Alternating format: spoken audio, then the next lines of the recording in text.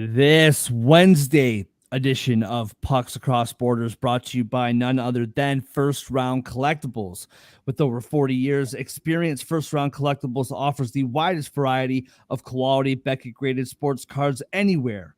Representing 10 major sports, First Round has all your favorite players from all your favorite teams at great prices. We are proud of our knowledgeable staff and top-rated customer service, and our reviews vouch for our integrity.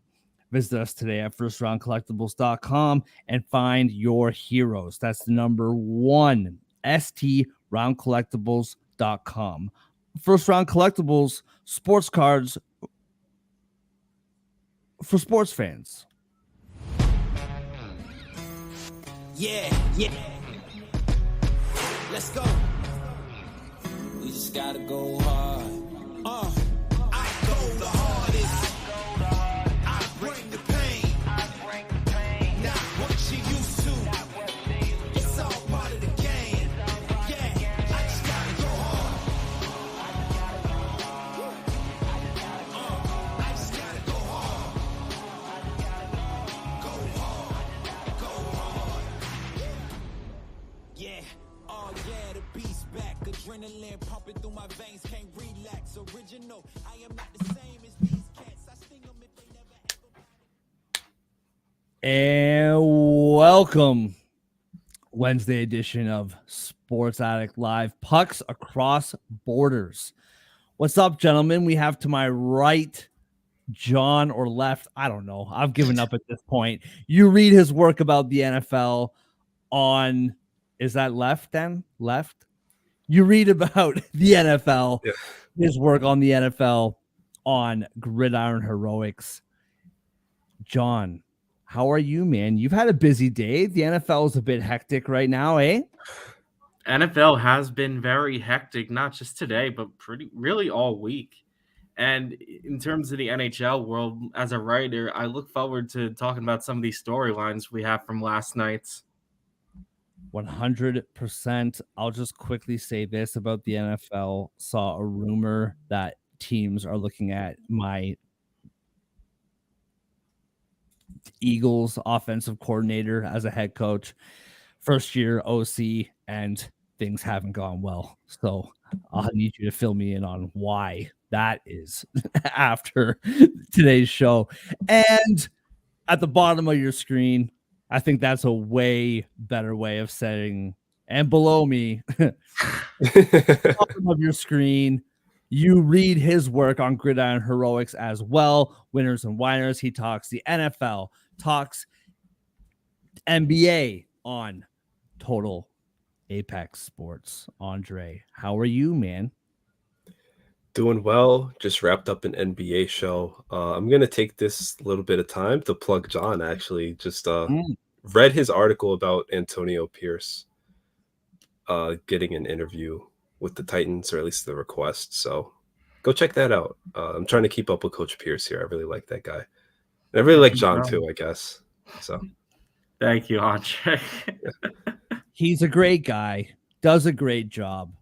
Lots of views on his work. I've already told the people how many views you got. I'm not going to give you that much, props. Your ego is probably already a little inflated, but hey, you do great work. All right. Speaking of great work, boys, let's just give a little shout out this week on Best Bets. 5 out of 6. Not a lot of bad beats as far as our best bets go. We'll dive into our bad beats a little later on in the show. But last night, generally speaking, way more right than wrong. Great job, boys. Not bad. And John, you and me, we picked the Coyotes. We're on the same side. Look at that. Look how the tables have turned. How the turns have tabled. The hockey gods are rewarding us for me finally getting on the Coyotes bandwagon. That's right. That's right. Excellent stuff. Well, with all that being said, let's get into our takeaways from last night. Andre, let's start with you, man. What was your biggest takeaway in the NHL last night? Well, if you remember Monday, I came into the week expecting one of the 4 long winning streaks to come to an end. Talking about the Panthers entered the week with 7 straight wins. Oilers with 7 straight wins. Jets and Kraken had 6 straight. On Monday, I said on Tuesday, one of those teams is going to lose. I don't know who. I don't know why. I know they all have winnable games, but it's going to happen. And I think 3 of them allowed the first goal, but they all survived.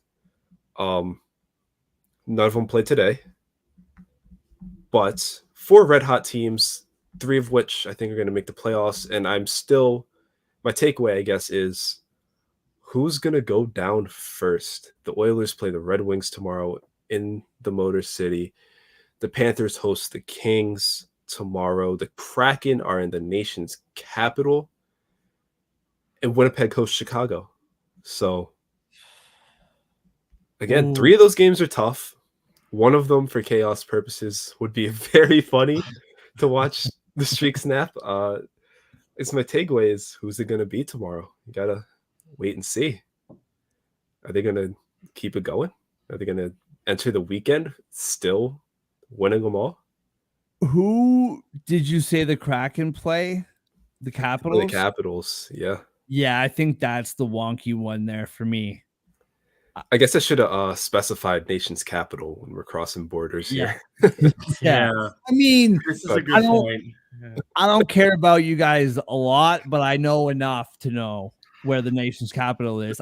I just have a bad memory because I got up to a bunch of no good in my 20s and I can't remember anything. I will say that's the game, I think. I can see Florida losing to the Kings, but the Kings not the best lately. I feel like we might talk about them a little bit later. But what's one of the top 3, 4, 5 teams that confuse us the most in the NHL? It's the Capitals. I don't know. That feels like the one that might go sideways. What about you, John? I tend to agree about that game being the most wonky of the bunch coming up. Part of my takeaway is gonna probably discuss one of those teams not snapping that skid, and I guess I should get right to it. Well, first, who do you think, Andre? I feel like Chicago. That team plays hard, man. They have nobody that I've heard of, but they play. The thing is, the Blackhawks are going to score first, so are they going to hold the lead? Right. Right. No, looking at those 4 games, I think the Capitals are probably going to be favored over the Kraken. I think I would still lean Kraken in the game just because Washington's weird. You never know with them. I think the Red Wings are kind of scary for the Oilers. I think just the style of play, they could go blow for blow, and then if it comes down to like a OT shootout type scenario, I could see the Red Wings pulling it out. They do have Patrick Kane now. Showtime. Yeah. I was thinking about this actually today. This is just a side note and how my brain works, but I was thinking about this today. I was like, when was the last time the Red Wings have played?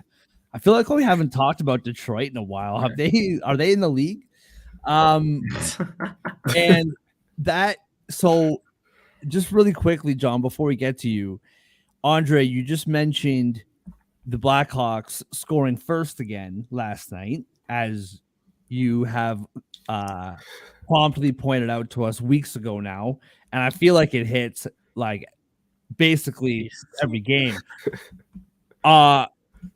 2 bets that I need you guys to help me remember, okay? You're both younger than me, and like I said, my 20s, my brain, a lot happened to it, so my memory, I need your boys' help. Chicago, whoever plays Chicago and whoever plays Ottawa, we need to bet those teams to win from behind.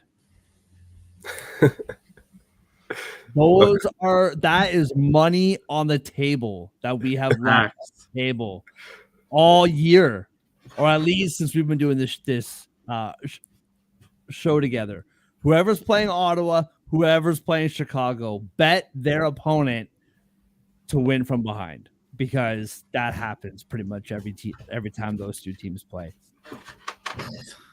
John, what's your takeaway from last night, bro? Before I get to my takeaway, you kind of reminded me of something I said yesterday regarding the Ottawa thing. On the other side of that, I remember Andre down here going pretty bold in that Ottawa Calgary game yesterday. He had the Flames puck line.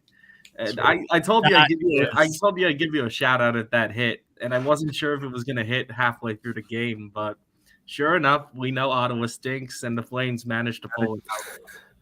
But that's the thing, though, John. Good job, Andre. Well, first of all, yes, Andre, brilliant. You have way bigger stones than I do. I'm just saying, like, Calgary was losing 3-2 in the third period. That's what I'm saying. Like, fade descends every time. Even to win that game is huge, but to cover the puck line, like, what? Talk about nation's capital. What is my nation's capital? Like, what is going on up there? It's crazy. It's so frustrating. I don't understand. It's really a disaster. I think it's really a disaster at this point. Yeah. Yeah, 100%. Well, congratulations, Andre. What do you have to say for yourself? Do you have a little speech written, or? Me and Calgary, we've been on good terms lately. I kind of like it. It's especially these winter months. It's nice to have the Flames on your side. So I appreciate you, Cowtown, for holding me down lately.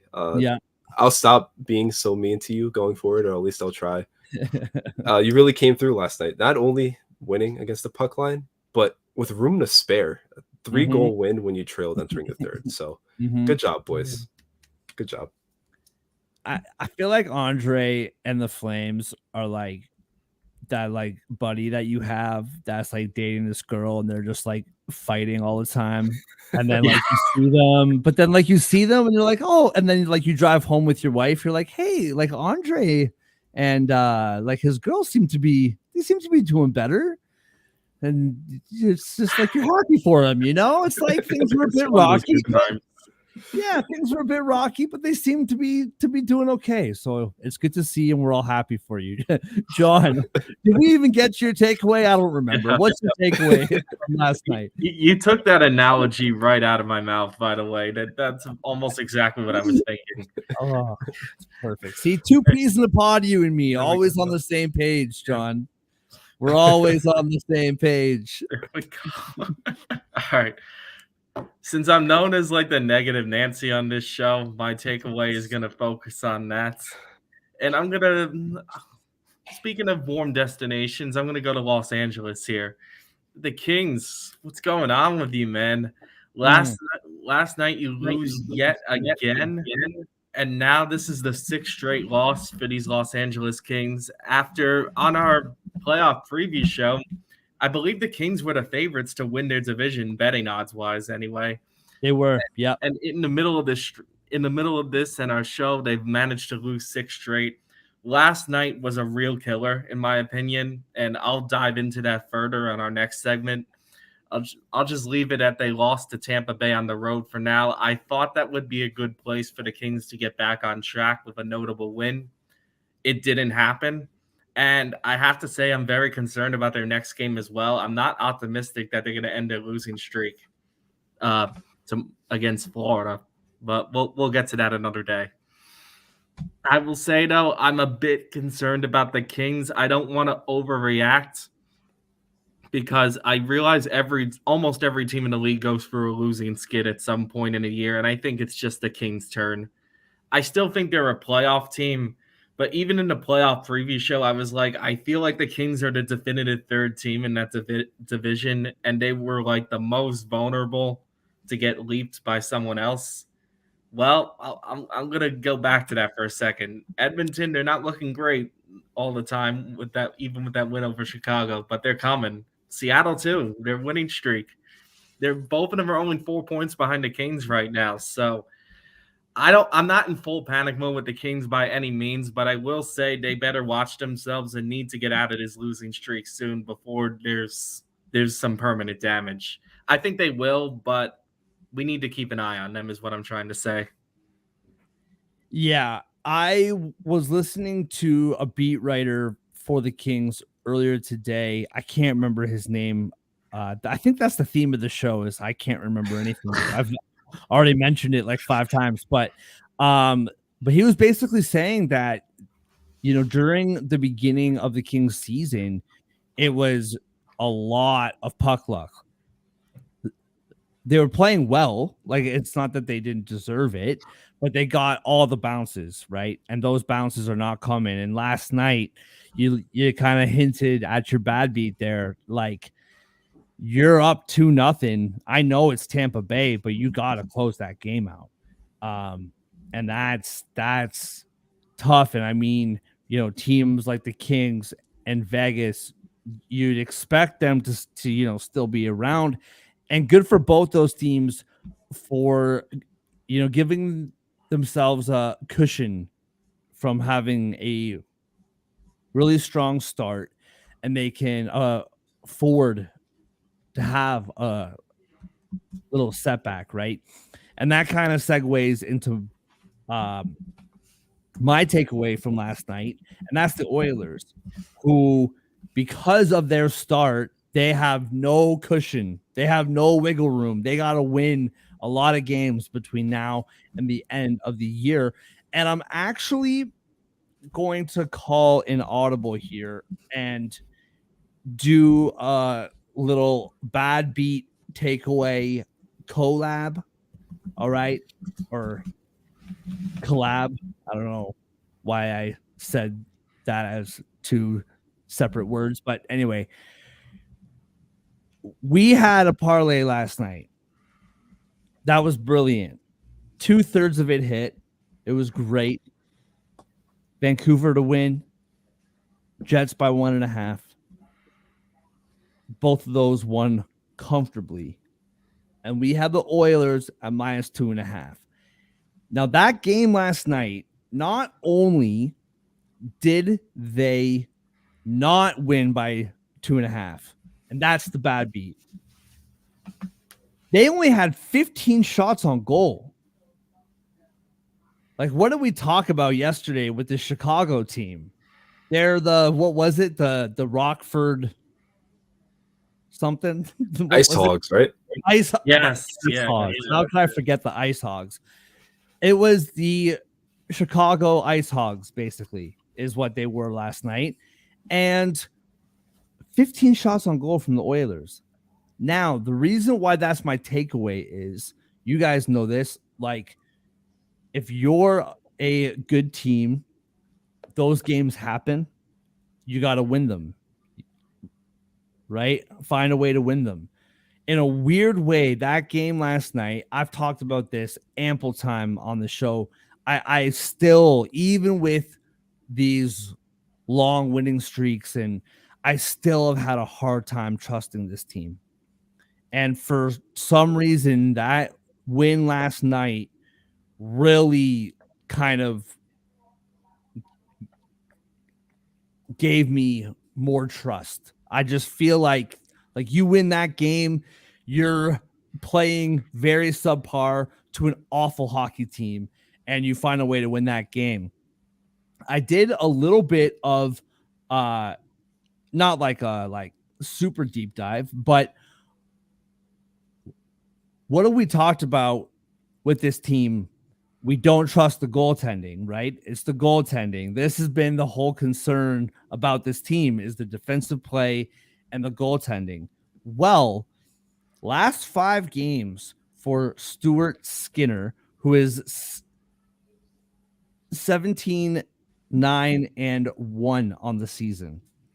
Last 5 games, 6 goals against, 1.18 goals against average, 959 save percentage, 1 shutout. That's some pretty good stats over 5 games. and he's been playing really, really well. And last night, his team did not show up for him, and he played a very, very good hockey game. And I think it took me longer than most, but I think I'm coming around on the Oilers. I mean, we knew that they would be a playoff team, but I'm beginning to trust them. I think I'm ready to take them out in public again. To go back to our dating analogy from earlier. We're getting close to not safe for work. What's that? Sorry. We're getting close to not safe for work with these analogies. That's perfect. I don't know, these Alberta teams, they just really get the They bring hormones something out of us.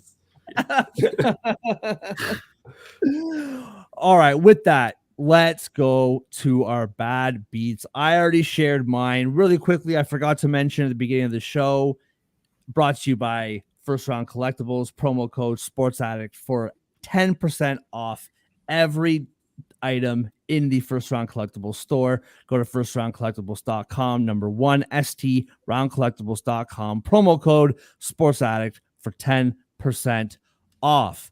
Andre, what was your bad beat from last night, bro? As the only person here who did not pick the Coyotes to win last night, and as someone who did it while saying, I can guarantee that win or lose, the Bruins will not go into overtime in this game. Oh, I forgot you said that. That game, that Bruins loss overtime has to be my bad beat because they made me look silly. Double whammy. Just in the game, and they my professional prescription looked even worse because they all I asked was a 60-minute game, Boston. A 60-minute game.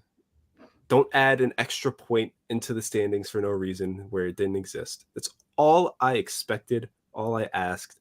And you couldn't even do that. You had to go to overtime and then lose. So I just lost in every way, shape, and form. I didn't like Boston before. Well, there's one Boston I like, but that's right. He lives in Canada. I didn't like the Bruins before, and that really didn't help at all. Why'd you gotta do that? You just made me look so silly. Yeah, that's tough. And I mean another game where I believe the Coyotes were winning 3-2, right? And then Boston came back, or was it the other way around? I can't. Yeah, it was Boston was 1-0, Boston was 2-1. Yost were 3-2, and then right. 1. Speaking of who Andre's talking about, my wonderful son, Boston, my wife and I were watching the Bruins the other night, and she commented on how awesome the Boston jerseys are and how she wanted to get one for Boston. And I told her, not a chance. Bruins jersey in this house. Imagine, oh my goodness! I know his name is Boston, but original six. I'm not letting that happen, dude. No, you know how many times I have been yelling at my TV screen because of the Boston Bruins. I'm not letting that happen in my house. All right, John, you hinted at it earlier. What's your bad beat, man? All right, so my bad beat is also related to my takeaway. I was talking earlier about how the Kings are on a bad losing streak and we may need to keep an eye on them. Well, the way they lost last night was particularly bad for my prediction yesterday. I did think the Kings were going to get back on track and win this game because I thought their goaltending was straight up better than Tampa. And in the first two periods, that was looking like a good take. The Kings were up 2-0 in that game. But unfortunately for me and for the Kings, they blew that game bad late. In the third period, they gave up 2 goals to Tampa Bay, forced the game to overtime. And from there, the Kings seemed like they just kind of gave up, ran out of energy. I don't know. Tampa Bay managed to pull that out in the end, blowing a multi-goal lead in on top of it. I didn't get a lot wrong yesterday. I think as a whole, our show did well. but I think that's one of the few bad beats I would say I had from yesterday's segment. Yeah, that's a tough one Yeah. for sure. And I had to leave the house for a little bit last night, and I get every goal in the NHL tweeted to my phone, and I'm getting notifications, and I look down and I see 2-0 Kings. I'm like, all right, that bet's comfortable. And then all of a sudden, three. I'm like, wait, what happened? It's yeah, that's a really tough one. All right. Let's move on. Light night in the NHL compared to last night. And it was funny. I was thinking about this today. Before doing this show, I hated it when there was only like 2-3 games on, or like the odd night where there's one game on. But since we like prepare for these shows, it's actually nice once in a while. It's nice to have only 3 games to go deep dive through and kind of watch one at a time rather than have my eye on as many games as I can. Montreal is in Philadelphia. Before we get into the nitty gritty about this game, we hinted at it yesterday, but Monday night there was a trade between Philadelphia and the Anaheim Ducks. The Ducks sending Jamie Drysdale and a draft pick to the Philadelphia Flyers for Cutter Gauthier, who is an all-star American prospect, won the gold at the World Juniors, put up, I think, 12 points in 7 games there, and played very well at the World Championships also last year. Reports are out that he did not want to play for Philadelphia. He was basically ghosting them. They wanted to meet with him. Danny Briere and the staff for Philadelphia wanted to meet with him in Sweden during the World Juniors, and he basically just ghosted them. Didn't even respond. They fly. We're doing the whole dating analogy. Imagine you go to meet a girl in Sweden and she just doesn't call you back, like doesn't answer the phone. Like that's a tough being stood up across the world. And so they decided, you know what, time to move on. And they got back a really good young defenseman in Jamie Drysdale. Some issues with staying healthy. I believe he's playing tonight. I know he practiced earlier today. Really, really good trade for Philadelphia considering the circumstances. And for the Ducks, you have Terry, Zegras, McTavish, Vetrano. And then if this kid comes up and is what they say he will be, that's a really good young front six for the Ducks. The other side of this, and I know specifically Andre will appreciate what I have to say here. I'm sure John as well. The Torts clips over the last few days. I always forget how much I love John Tortorella until something happens where he gets all snippy snappy, and it's so great. Like I think was it Monday or Tuesday after the trade, they're asking him at the press conference, like, we know that you spoke with Cutter in the past. How does it make you feel? He doesn't want to play for the Flyers, and he just straight up is like, I don't know Cutter from a hole in the wall. I don't care about him. Why are we even talking about him? He's not coming here. I want to talk about Jamie. Why are we just straight up like love it? And then today they're all in Philadelphia. They're all talking about him like, oh, he's like, starting tonight. What are you expecting? And he just straight up, he's like, the guy's played for us for 30 minutes. I don't know. He just got here. Like, I love it when he gets in these mood swings. It's my absolute favorite. I don't know if you missed that at all, Andre, from his time with you guys. He's a character. I love Torts so much. I really do. Awesome coach. John, you were on the other side of this. When we used to play the Devils in particular, he used to pull out all the stops, all the stunts. just an incredible guy, incredible character. He's good for hockey. Brings a lot of eyes and attention to the league. Brings so much energy. And Yeah. honestly, I think in terms of my lifetime as a Devils fan, Tortorella was like the most fun villain on the other side, because that DeBoer Tortorella showdown was legendary, like about a decade ago. Yeah. Good times. Good Oh times. yeah, I'll never Yep. forget when Devils he's. fans still talk about it to this day. I'll never forget when he was coaching Vancouver, and just went right in the Flames dressing room and just like no shame, like just absolutely love it. And I mean, hockey in general, and I think it's changing a bit, but like there was this time for the last, I don't know, decade, 15 years where personalities don't really show themselves too often anymore. Most of the like interviews are very cut and paste. Like you don't really get too much. So when you get a little bit of life, I love it, man. But yeah. So what do you think about, Cutter not wanting to be on the team? I don't know Cutter from a hole in the wall. Like 18-year-old kid, he's just like, I don't know that guy. Don't care. But anyway, towards the Flyers are home tonight in Montreal. Give me 1 second. I had it here. Minus 180 on the puck line for the Flyers, plus 150 for the Canadians. On the puck line for Philadelphia, minus 1.5 is plus 140. Plus 1.5 for Montreal is minus 166. The over is 6 at minus 125, and the under is plus 105, which was a little bit weird to me. John, we'll start with you, man. What do you see in this game?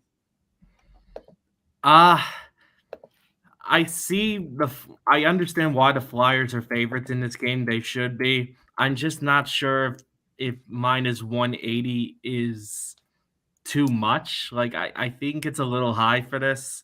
Montreal tends to be a scrappy team. I don't think Philadelphia has fully proven themselves yet. And given how little these two teams both score, because both of them average less than 3 goals a game, I would be very hesitant to back a Flyers puck line here. I understand why it might be tempting, because goaltending wise, the advantage is like clearly Philadelphia, like a top 8 versus bottom 8 type of team in goals allowed.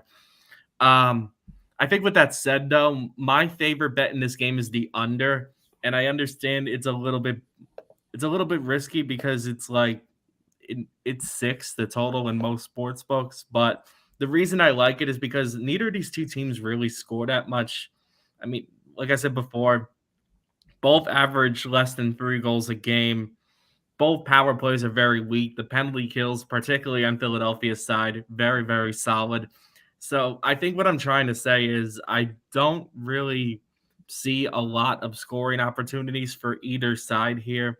I feel like it's going to be a little bit similar to what happened on Monday with Philadelphia, except maybe a 3-2 game, something like that. So I'm leaning towards an under 6 play for this one. What about you, Andre? What do you see here?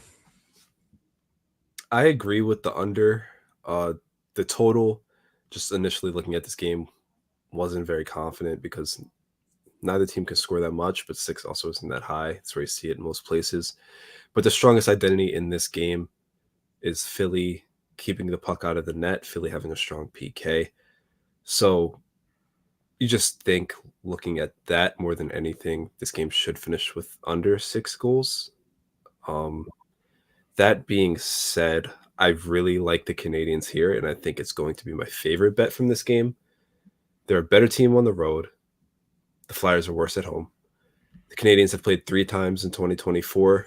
They beat the Stars in Dallas. They just beat the Rangers in a shootout the other night. The Flyers played 4 games in 2024. They lost by 3 in Edmonton. They lost to the Blue Jackets. They beat Calgary by 1 at home, and then they lost by 3 to the the Penguins the other night. So Montreal's playing better. Montreal's beaten 2 good teams. They're a better team on the road. I know none of the season-long numbers really support the Canadians in this spot except the power play. But with their performance lately, I think Montreal is in better shape for this game.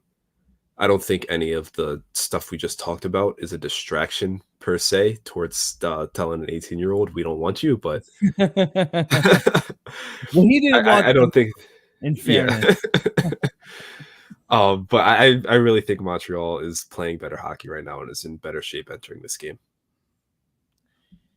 Yeah, really interesting. I agree with the under as well. Andre, I didn't see you and me disagreeing on the bingo card today. I do really like the under as well. I'm surprised. I just want to double check what I said. Yeah, I'm surprised that it's plus money. And I'm all over it. I actually do like the Flyers here. I agree with you. John, I believe, said it. If you're picking the Flyers, don't trust the puck line. I agree with you. 3 of the last 4 games for Montreal are 1-goal games, including the Dallas game and the Rangers game, as you mentioned, Andre. For the Flyers, 9 of their last 12 are 1-goal games as well. So I don't like the puck line on either side. I like the 60-minute line here for Philadelphia for a couple reasons. Number one, I think that not that I think that, it's a fact. They've hit a tough stretch. 2-7 in their last 9 after going 7-1 in the previous 8 before that 9. And I think they're a good team. I think they are a playoff team. And I think we've said this before, or at least I have, and I've been wrong. I do think that this is a Torts-led team that needs to get it together. And I think Montreal is a hardworking team. I think that they play very hard. They play very well. I think they are a good team. I believe Montembeault, if that's how I pronounce his name, he's in net tonight for Montreal. He's a good young goaltender. They extended him earlier this year. I believe that's correct. I could be wrong. Either way, goaltending for Montreal has been okay. I know 26th in goals against, but when you watch the games, they do make some pretty key saves. I just think that the Flyers have to get out of this rut. They've been awful in the last couple weeks, and I think eventually they have to get out of it, and I think that starts tonight. A couple quick, I love my props really quickly. Tippett, 139 shots on the season, over 3.5 is plus 100, and 139 shots over games played is about 3.5 goals per game. So it's right there at his average. That's plus 100.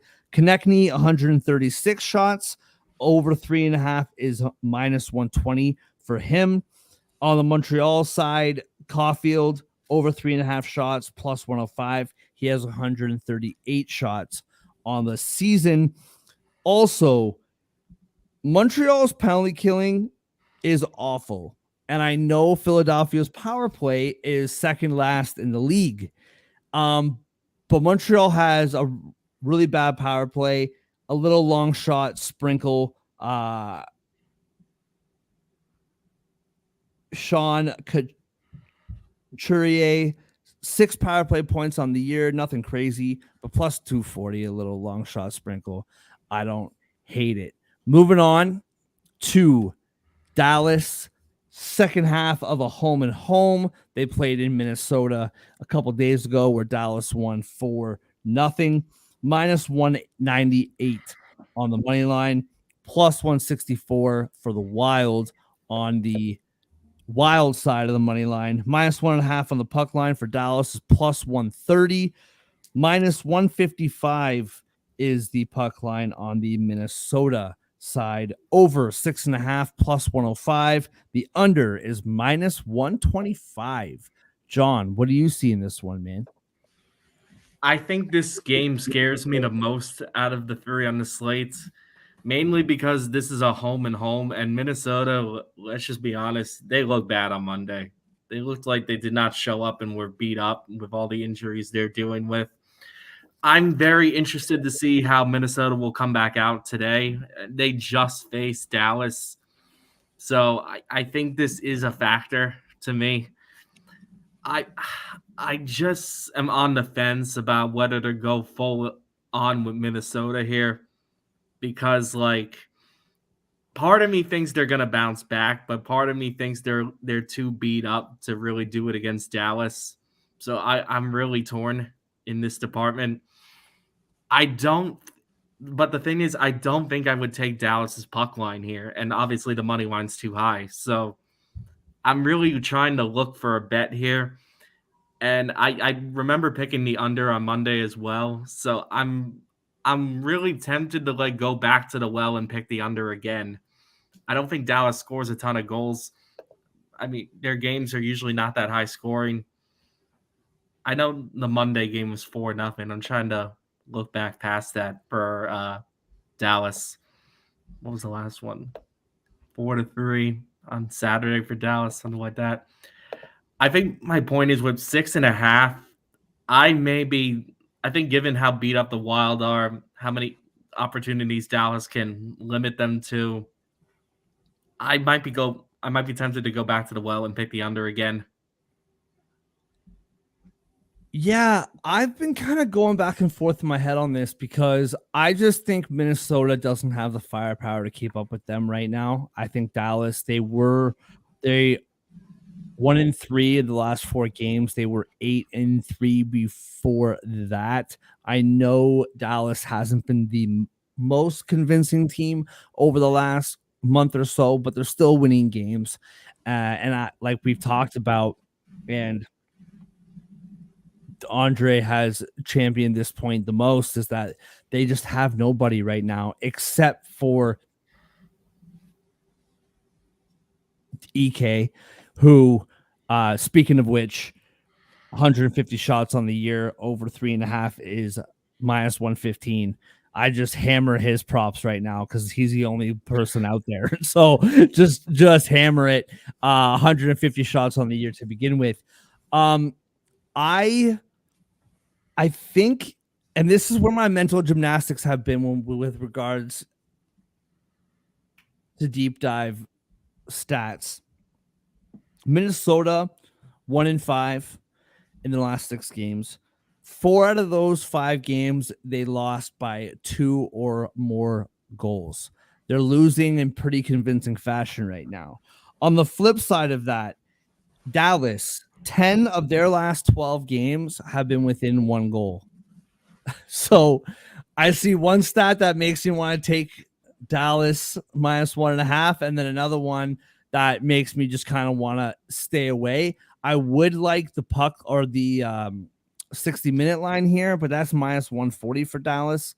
I think the under is a good play, but I think I actually did finally settle on the puck line for Dallas. I just think Minnesota is defeated right now. I think they have nobody who can really score besides EK and Boldy as well, but I think Dallas keeps rolling. I think they found something the other night. And I also think in a home and home situation, when you beat the other team in their barn 4-0 and then come home, that's a pretty good place to be. So I'm settling, not super confident, but I'm settling on Dallas minus 1.5. Andre, what do you see here, man? It's not really fun talking about this Wild team right now. It's a shame because they're so banged up. I'm gonna stick to Monday's formula. Stars puck line was my best bet on Monday. Hit pretty easily, and the under also hit, and it's all for the same reason. Minnesota can't score. Take away the Columbus game. I know they played the Jets twice. That doesn't help, but they're not putting up anything. The most I'll say damning to me was only scoring one against the Lightning. And Dallas has had Minnesota's number now at this point. I feel confident saying they've won 5 in a row against them. Their 2 meetings this regular season, both in Minnesota, the Stars have outscored them 12-3. You add the last 2 games of their playoff series last season, the Stars have outscored the Wild 20-4. So in the last 4 matchups, the average score is 5-1 in Dallas's favor. Minnesota's last 2 trips to Dallas, they lost 4-0 in Game 5 of that playoff series, and they lost 7-3 in Game 2. I just don't see much of a chance for Minnesota in this one, as much as, you always think, like, teams are due to get back to the mean, get back to the norm, blah, blah, blah. Dallas isn't playing that well, all that stuff, home and home. They just saw each other. It's hard to do that with this Minnesota team right now. So I'm sticking with Dallas -1.5, and I'm sticking with the under. Yeah, I 100% agree. I've talked about it, man. I really like this Minnesota team, and we talked about it during the playoff prediction last week. I thought that they could make a real push for the wild card after starting off the season as badly as they did. But it's time's ticking right now, and I don't know if they can make that final push with the amount of injuries that they've been having. Yeah. Moving to Denver, I'm surprised, John, that you said that was the most conflicting game for you, because to me, this game is making my head explode with trying to think about what I predict here. Colorado -135 at home. Vegas, reeling Vegas team right now, +114. Road Dogs +1.5 on the puck line for Vegas is -205. -1.5 for Colorado is +170. The over is 6.5 at -102, while the under is -118. Andre, what do you see here, man? I'm with you, man. I don't want to touch this game. You don't know which version of either team is going to show up. I Right. feel like. Yeah. And it's really hard to feel confident picking a game where, the Avalanche are, for the most part, playing well, but then they just gave up 8 goals Saturday, like 5 days ago. Then there's Knights. They won their last game 5-2, but they've been struggling before then. I forgot to mention that Colorado players have also, and their dads have just been taking shots at each other for fun. I guess that's what you do when you have a ring already. You just find new ways to entertain yourself throughout the season. But I think it's worth noting that Vegas beat Colorado 7-0 in Vegas in early November, the only time they've met this season. I have a feeling the Avalanche have not forgotten that. I don't have the exact numbers. This isn't an exact science, but I think I've spoken before about the Avalanche in revenge games. And I think they've made it work. I think it was when they played the Sabres the second time when it was on home ice, and I forgot who the other team was. And I think both times they pummeled the other team when they got that second crack at them. I guess, gun to my head, I'm taking the Avalanche, but they might give up 8 goals. Who knows? Right.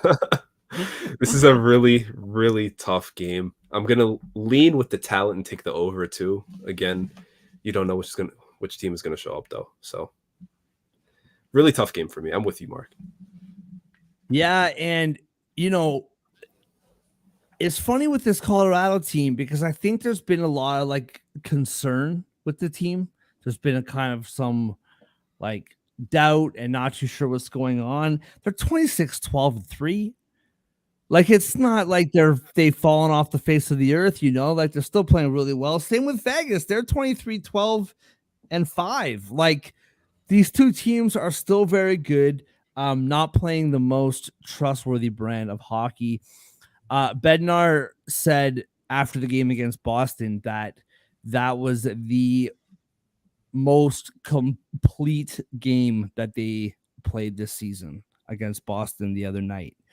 And that's more than enough for me. I think that they're finding something. I think Vegas currently is not as challenging as Boston is.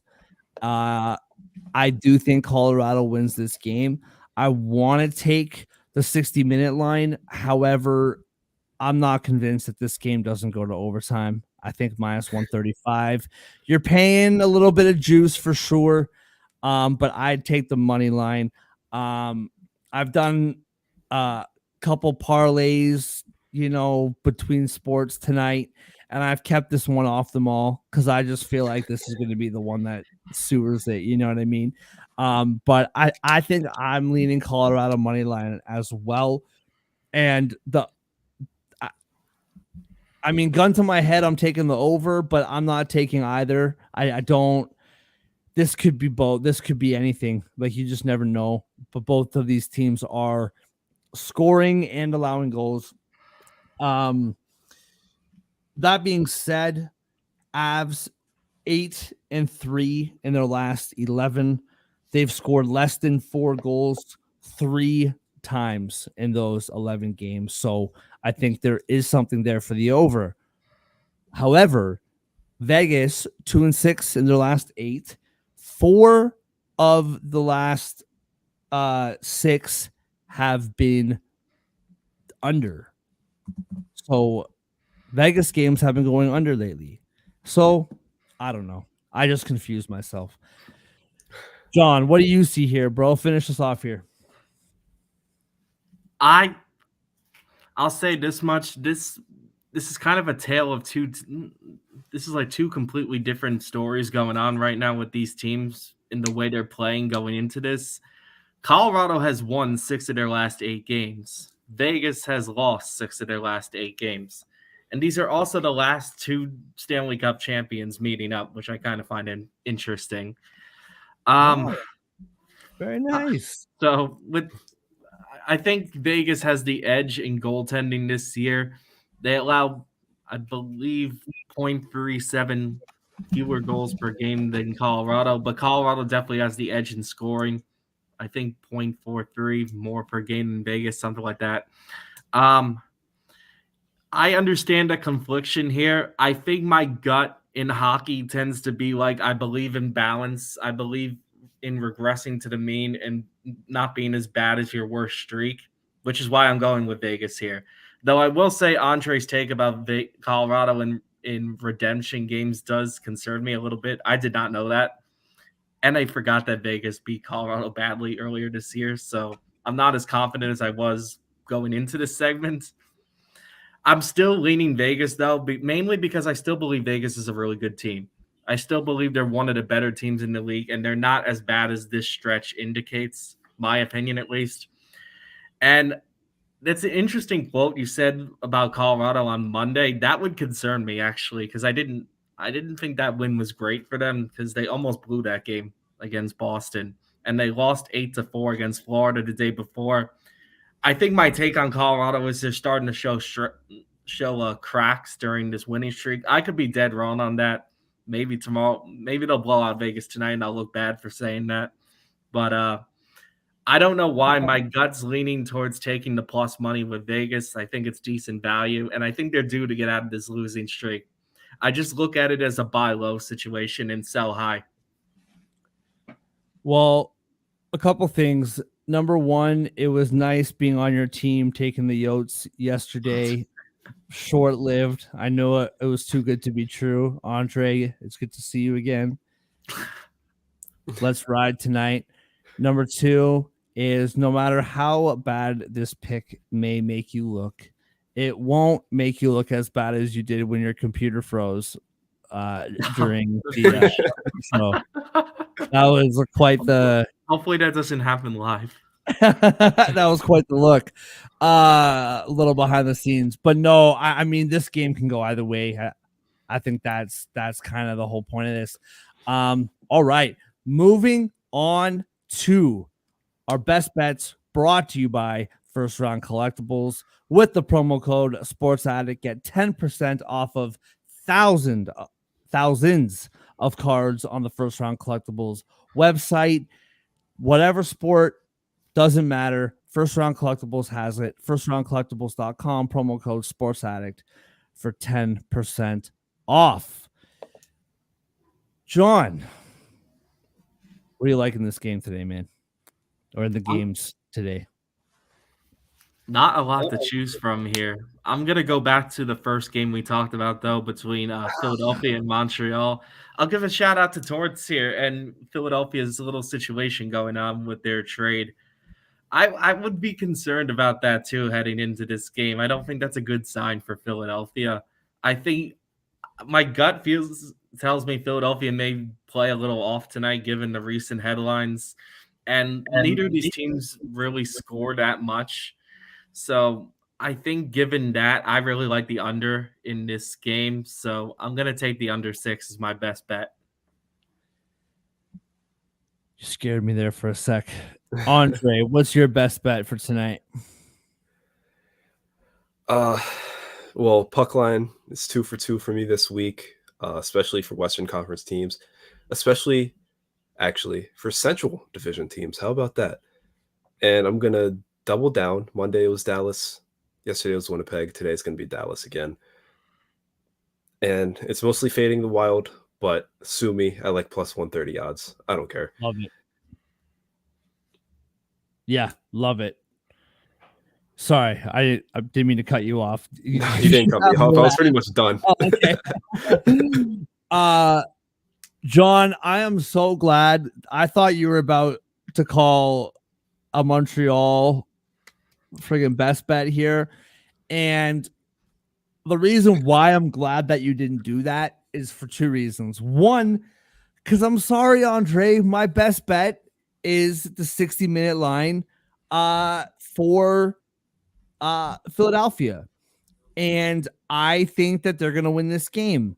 The other reason, John, why I'm happy that you didn't pick the Canadians money line is because I've already made 2 bets on the Flyers. So if I had to put a bet on our parlay, then it would be a hedge. And I don't really want to do that unless it's like dire. You know what I mean? Like I gotta save my night or something. So yeah, that was a bit scary for a second. I'm like, this guy, I've already put money on this. I don't trust Montreal enough to pick them. Their goaltending scares me. Yeah, listen, I've been saying this for a bit, and maybe if they prove me wrong tonight, I'll stop beating this drum. I just really do think that this is a good team, and I think Torts has them playing a different way this year. I think they're home. I actually look at the drama with trading Cutter differently because he didn't want to be there. And they just kept doing their thing, and they traded for a very, very good young defenseman. And the weakest part of their team is their defense. So they just kept kind of doing their thing, rebuilding, and they moved on. If you don't want to be here, I don't know you from a hole in the wall, so we'll just keep going. And I like them tonight. So that's my best bet for the evening. You know, I knew I should have made Montreal money line my best bet before you went. Oh, really just throw a wrench in your plans. I'm not even joking, man. Like, as John was talking, I was like, this guy is about to make me go against money that I've already bet. Like it's already there. So cannot parlay, or they don't have it available yet, the 60-minute line for the Flyers with the under in that game. Okay. But if you do the regular money line with the under in Stars -1.5, it's still plus 613. Oh, okay. Love it. Yeah. It's pretty good. Absolutely love it. Best bets brought to you by First Round Collectibles. Promo code Sports Addict for 10% off. Excellent show today, gents. I think that's all we got. Nothing more to add. Crazy night in the NHL last night. We get to relax a little bit more. And listen, we were pumping John's tires earlier in the show, and we'll just say it a little more. Did you just write a piece on Pete Carroll? Is that what you told me earlier? I wrote something about like someone that's gonna replace him potentially. Dan Quinn. Ooh, spicy when they lose to the Packers on the weekend. Can't wait. We'll see you guys tomorrow, 3:30. Thanks for watching.